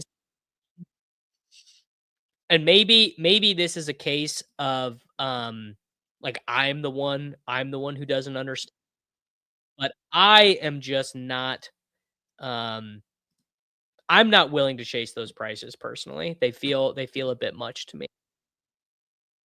Ooh. What is the current draft count out of the $3,000 goal? Well, so I will have maxed everything on underdog, which is 150 plus 20 plus 5 plus 4. So 179 on underdog. On DraftKings, I did DraftKings will be like around 200. So that's around 380. 150 on drafters. So that'll be around 510, 520. So around 520. Ignoring ADP, a contest with a $10 buy-in and $200,000 first. Hunter has a higher week 15 ceiling than P. Washington. Does the week 1 median projection matter that much? I don't think the week 1 median projection matters at all, my guy. I'm completely with you. Parker Washington is a guy that even in my new balanced portfolio approach to fantasy football, I'm like, I can't. I cannot freaking pay 68th overall for Parker Washington. I can pay. Shouldn't Mahomes' ADP be rising? Are people not woke? Is no one hip? People didn't see the clip, dude. He posted on Instagram. He's throwing. What are we doing? Patrick Mahomes should realistically be going in the 6th round now. I'm saying, bro, he's out there throwing. Is the little board even going to fill? Barely over 50%. You guys know I love Hope. I love Numi. I love my friends at Underdog Fantasy. They made a pretty big mistake making it 20 max. I'm sure they had, but making it, they should have made it. I mean, they didn't have to make it 150 max. They could have made it 50 max probably. For us newbies, who is the painting on the wall? That is not Patrick Mahomes. That is, if I move my desk, that is my guy. That is my guy, Mac Miller. Reflect the sun. I can pull up the picture that it is based off of. 1 second. After I take my guy Jaden Reed because someone else took Worthy. Jaden Reed, Mac Miller. So that painting was a gift from my wife. Had one of her friends who is an artist paint that image, and it's based off of this album cover. I knew that was going to happen. I knew the second I moved my desk, it was going to do that. There you go. Jaden Reed. I hate to agree with you on Mahomes, but I can fall back on fading Worthy for solace. Certainly, Worthy is probably not a good pick, but I would never, ever, ever, ever, ever, ever, ever, ever, ever forgive myself if Worthy actually was just bad last year because he had a torn labrum. Can you imagine if Xavier Worthy finishes this year at the wide receiver 20 and I was out? Do you know how unbelievably bummed out I would be? It basically would just be like, why am I even playing fantasy football? At its core, fantasy football is fun. Drafting is fun. And if I gave up on Xavier Worthy before the miracle happened, it would just not be fun. I would just not be having a good time. I would hate it. And speaking of fantasy football being fun, I'm going to make another fun pick that is probably ill-advised. I'm taking my guy, Aronde Gadsden, who I continue to be a big fan of. Exactly. I would be so tilted. I would just be watching him every week, and I'd be like, this guy was going after Jacoby Myers. This guy was going after Michael Pittman Jr., and I said, nah, I'm good. Don't need it. He stinks. Like, for whatever you want to say about Worthy, he has certainly shown more than, like, you know, the Sky Moores of the world. Like, Sky Moore never was able to contribute to winning football for the Kansas City Chiefs. Worthy has been in the Super Bowl. I am old enough to remember when fantasy football was fun. I barely am. Tank Dell is my Worthy. Yeah, and you would be, bro, how upset would you be? You would be so bummed out if Tank Dell was just ripping off tuds this year, left, right, and center, being super efficient, and you didn't have any. You'd be like, well, that sucks. Yeah, 35 picks after Parker Washington. And I said, no, thanks. If you can somehow take out his draft capital in your head, he's a 4th round Chiefs pick. I mean, I would probably be more in on him because it mean he earned a bunch of playing time as a 4th round pick. Who do we got? Matthew Golden. Golden is calling to me today. I'm speaking of not giving it up. Yeah, it was pretty intense, Bradley. I did not think he was going to be throwing on March 25th. I did not think we would have video of Mahomes throwing on March 25th. My take on drafting Kittle this year is that guys actually oftentimes return to play from Achilles injuries pretty early and efficient, like pretty early. They just don't play that well. Yeah, I'd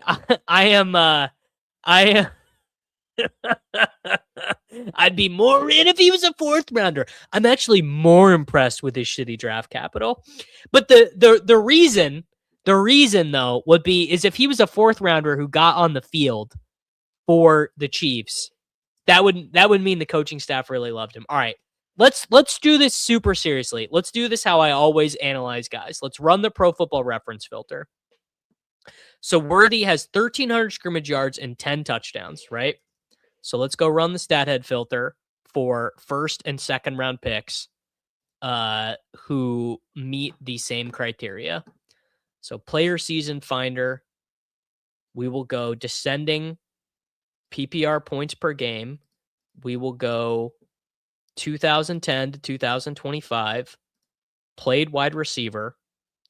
biographical filter, year of player's career, first and second year, find combined seasons or careers matching criteria. Oh, please let me get Tyler Shuck on this team. Well, it's even true in basketball too, though. Like, and in soccer, guys do come back from Achilles injuries quicker than ACLs. They're just less efficient. Shuck is an awesome pick here. Okay. So we've got combined players of career, 2010 to 2015, wide receiver, regular season. We'll go. We want yards from scrimmage over 1,200, and we want touchdowns over 9. But then we also want receiving yards less than 1,800. That should give us a good range. Biographical filter, draft status, drafted rounds 1 and rounds 2. That should give us a nice band. All right, so where's Worthy on this list? All right, so Worthy at 100 and well, actually, hold on. Let me run this filter by points per game because Worthy has missed time with injury. All right, so Worthy's at the bottom of this list in fantasy points per game, which I guess you would anticipate. I mean, it's not the worst cohort of players of all time. It's not the best cohort of players of all time, but there's not a ton of like huge busts on that list. Do I want to take Bryce Young here? Do I want to take Bryce Young or do I want to wait? I'm gonna take Brandon Ayuk again. I guess I'm just an Ayuk guy today. All right, so 9.58 PPR points per game, sorted by what's the all-purpose yards, return yards, yards per scrimmage. Okay, so Worthy in Rome, very close in terms of yards from scrimmage. Sterling Shepard, Randall Cobb, Neighbors, Marvin Harrison, Des Bryant, Brandon Ayuk, Torrey Smith. I mean, not that many busts on this list. Well, I mean, yeah, okay, let's do the filter. Let's do the filter with no draft capital. Okay, that's a good idea. So remove draft status. All right, draft status. So now there's busts. We got Terrence Williams, very funny next to Shaheed, Jamison Crowder, Darius Slayton, Denarius Moore, Darnell Mooney, John Brown, Mike Williams. I think this is the bad Mike Williams. Yeah, this was the Tampa Mike Williams. Allen Hurns. Okay, so there's a lot of bust if you remove draft capital. I'm gonna go Geno over Jacoby on this one. Point being, that list is not as bad as you guys thought either way. Let's be 100% real. That list was not as bad as you guys thought. There were very few outright busts on that list. Like outright guys who no longer contributed in fantasy football, even at the bottom end, right? So Terrence Williams was legit like a straight bust. Like he was never relevant in fantasy football again. Shaheed, relevant. Robbie Chosen stayed relevant for a while. Crowder stayed relevant for a while. Slayton, no.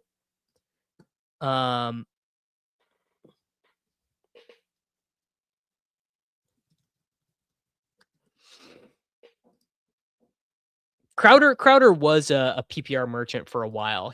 I mean,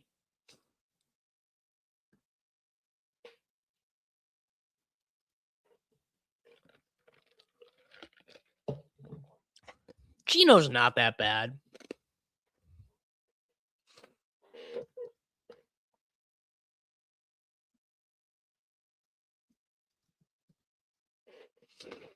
All right. Calvin Ridley, I don't know if I'm feeling it. Does Ridley fit what we're doing here? I might like Trey Harris more. Ridley, I mean, I guess. Sure, whatever. Calvin Ridley, why not? Yeah, Slayton is always on the absolute periphery of being relevant. Gino was horrendous last year, but I think Pete Carroll was so completely cooked you can maybe overlook it a bit. The whole offensive line was like the worst of all time. He had his kids out there as his offensive line coaches. Ooh, if the Jets draft Simpson, are we taking Gino still? Yeah, we're really hoping to avoid that. That I think honestly for fantasy football, the teams that we want to take Ty Simpson, it's probably the Arizona Cardinals because I think we don't expect Jacoby to finish the year. The Browns would be fine for Ty Simpson. Would do we maybe want the Colts to take Ty Simpson? Find me a quarterback being fed plays into the helmet that aren't in the playbook. I bet he looks pretty bad. That's what I'm saying. No one it's a miracle that anyone involved with the Raiders was able to be relevant in fantasy football last year, straight up. It was one of the worst situations of all time. My dog just ran downstairs. She never does that. It's very funny. All right. Mahomes, Shuck, Gino, who I've just been informed by Frankie is the worst quarterback in the world. McCaffrey, Ken Walker, Kyron, Judkins, Jalen Warren, Zay Flowers, Jordan Tyson, Jaden Reed, Matthew Golden, Brandon Ayuk, Calvin Ridley, Rondé Gadsden. This might be a four tight end team because we might want to use tight ends for our flex, actually. I mean, I guess we're actually hoping running backs fill our flex most of the time. We're hoping Jalen Warren is a big flex guy for us. Definitely not taking AJ Barner. I can't get there with AJ Barner. Maybe I'm the hater. I'm gonna take David Njoku. You guys like Barner? Not for me. I mean, I think Genty is gonna be great this year. Genty did what he does, yards after contact. Yes, for I don't know if he ended the season, but for a huge portion of the season, Genty's point of contact was after the line of scrimmage. He had more rushing yards after contact than he had total rushing yards. All right, Tyler is with me. Gadsden, tight end 6 or 7. Chad mentioned this to me in the Discord, which I had not thought about, which was it is a bummer. Jonnu is an unrestricted free agent, so he can just go sign with McDaniel whenever he wants, and so is Darren Waller. So Darren Waller or Jonnu could just go sign up, which would not be great. Should run through a mock draft aggregator and see how far up or down you think Simpson goes for the teams he's mocked to. Yeah, that's a good one. I mean, I think basically anywhere other than the Rams, if he's a first round pick, you're gonna want him because no one else would take. Like if he's the Steelers' first round quarterback, you're just gonna want him at these prices. The baseline quarterback too for Gino being safe through the fantasy playoffs is pretty low though. Either way, yes, yeah, like Drew Aller or Garrett Nussmeier is definitely showing up at some point. Jester Gooner Helm, Gadsden, Njoku, Gunnar Helm. I mean, that is like the platonic ideal of tight ends right there. Mason Taylor with Gino is free. Yeah, I look, I'll never forget the Mason Taylor gauntlet drill. It was, I think we all remember where we were during the Mason Taylor gauntlet drill. We all remember the highs and the lows of that. He did not impress me very much. His rookie year, he was getting frame mogged and jester maxed by John Mechie. I mean, not that like, oh, you can't take Mason Taylor or whatever. Did he really? He had a 12 reception game. All right, well, maybe I'm wrong. Maybe I'm making it up.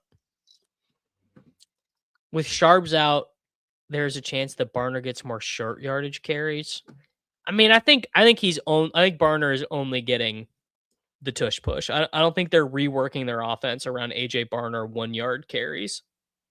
That's just my guess though. He had a running back and Brady Cook as his quarterbacks. Hey, do not disrespect new Kansas City Chief Justin Fields, bro. Not having that. All right.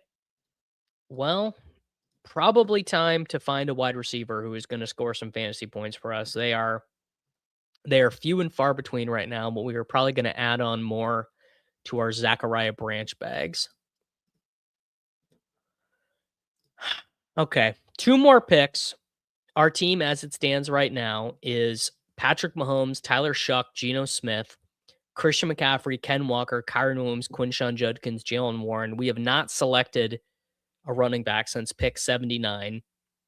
Zay Flowers, Jordan Tyson, Jaden Reed, Matthew Golden, Brandon Ayuk, Calvin Ridley, Zachariah Branch, Aronde Gadsden, David Njoku, and Gunnar Helm. Where's Njoku going to sign? Is it basically just going to be the Baltimore Ravens? Is he their veteran wide receiver signing?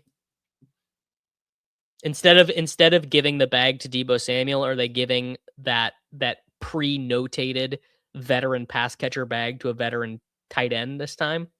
Is David Njoku's Ravens jersey going to be in the rafters with Dez Bryant, DeAndre Hopkins, Odell Beckham, and Steve Smith? Probably. Yes, I do have a type. I like wide receivers who weigh 180 pounds and run very fast 40 times. Oh, damn. We are really up against it at wide receiver. Let's take Wicks. Let's take a non-twig. Let's take a big guy. As Jacob Sanderson said, he said, "I'm going to do what you do for a living, which is pretend all that you need to do to be good at football is to be fast." Oh, Gunnar Helm is outscoring a lot of tight ends that go ahead of him, Chris. My boy, Gunnar. You're all going to remember where you are the first time Gunnar Helm has 6 for 62 and a touchdown. You're going to be like, man, we were really there in March drafting Gunnar Helm instead of going outside. And what a time to be alive that was. Njoku to the Pats would work. Yeah, they need Hunter Henry is fine. I don't think Hunter Henry is bad, but a little bit more juice, a little bit more explosion. Well, Hawk is, I think Hawk has acknowledged he is cooked because he took a pay cut. God, Daniel Bellinger erasure. Did Daniel Bellinger sign with the Patriots? Who did Daniel Bellinger sign with? The Giants? Oh, no, he signed with the Titans. Yeah, he followed Dable. Oh, yeah, I'm really not loving this because this is for sure going to happen. The first time Daniel Bellinger scores a touchdown, I mean, me of all people is for sure going to think it's Gunnar Helm, and I'm not going to have a good time. Oh, I'm sure I said the same things about Tesla and KLS. What a crazy rookie season for Isaac Tesla. The dude got like 15 targets and had 8 touchdowns. Really, really incredible stuff.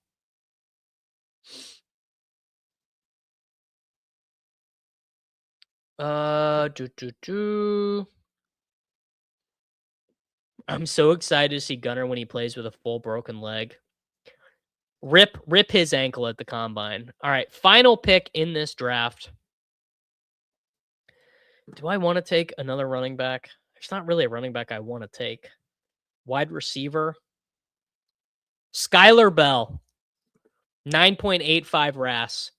Had 120 receptions for UConn last year. Shout out my guy, Skylar Bell. All right, final team. Pat Mahomes, Tyler Shuck, Geno Smith, Christian McCaffrey, Ken Walker, Kyren Williams, Quinshon Judkins, Jalen Warren, Zay Flowers, Jordan Tyson, Jaden Reed, Matthew Golden, Brandon Ayuk, Calvin Ridley, Zachariah Branch, Dontavian Wicks, Skylar Bell, Aronde Gadsden, David Njoku, and Jester Gunnar Helm. What week does Mahomes return to the field? Little week. You might have heard of it, Chris. Week 1. Patrick Mahomes will be starting for the Kansas City Chiefs. All right, guys. I'm going to go ahead and get out of here. Make sure that you are heading on over to Splash Sports and getting in our Swolecast Survivor Returns contest. Link to that I put in the chat. What else? I'll be back with you guys tomorrow. Make sure you like the video. Make sure you are subscribed to the Davis Maddock Fantasy Football channel for daily fantasy football videos. And thank you very much for watching.